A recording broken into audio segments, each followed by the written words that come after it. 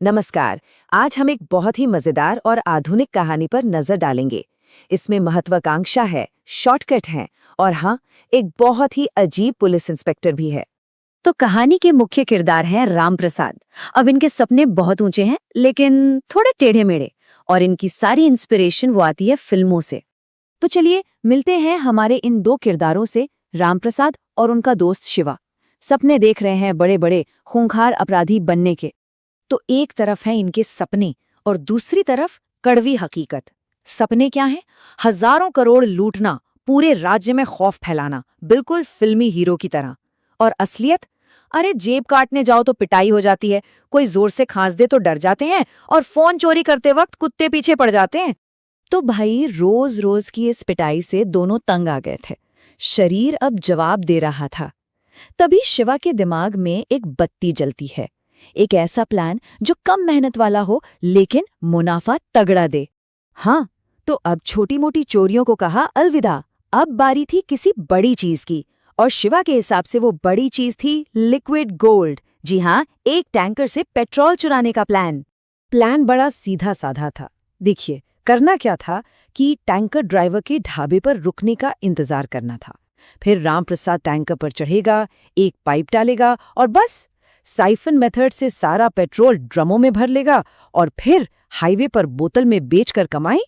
Plan तो एकदम full proof लग रहा था, है ना? पर कहते हैं ना, सबसे बड़ी गड़बड़ तो इंसान खुद करता है।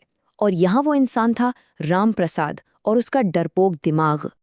अब शिवा उसे समझा समझा कर थक गया, लेकिन रामप्रसाद के दिमाग में तो अलग ही फिल्म चल रही थी। क्या होगा अगर टैंकर फट गया तो? कहीं मैंने पेट्रोल पी लिया तो मेरी गैस की प्रॉब्लम और बढ़ गई तो? और सबसे मजेदार, क्या टैंकर के ऊपर रात में भूत होते हैं? खैर, बड़ा विलन बनने के लालच में वो मान ही गया। और लीजिए, चोरी कामयाब हो गई। रातों रात हमारे चोर अब बन चुके थे बिजनेसमैन। अब क्योंकि ये पेट्रोल सस्ते में बेच रहे थे, इनका धंधा तो चल निकला। सड़क किनारे इनके स्टॉल पर गाड़ियों की लंबी लंबी लाइनें लगने लगी। हाँ, तो इनका धंधा तो खूब फल फूल रहा था।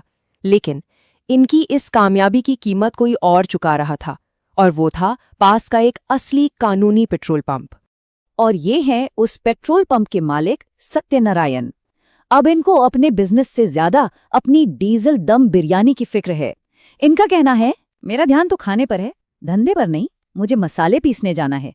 तो आखिरकार सत्यनारायण तंग आ गया और उसने पुलिस में शिकायत कर दी।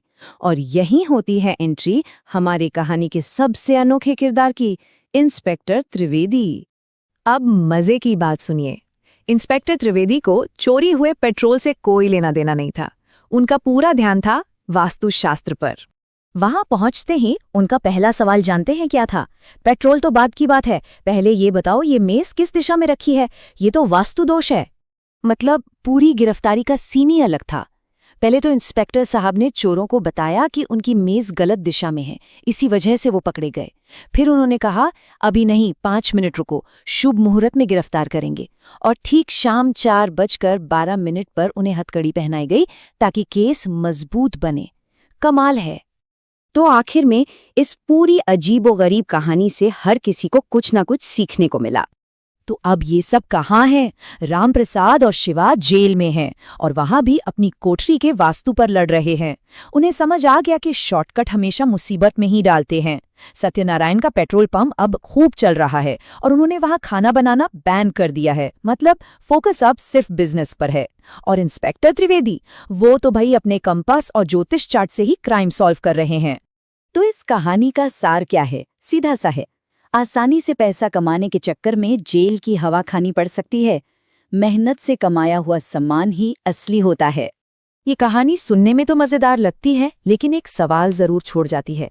शॉर्टकट से भरी इस दुनिया में आसान पैसे की असली कीमत आखिर होती क्या है?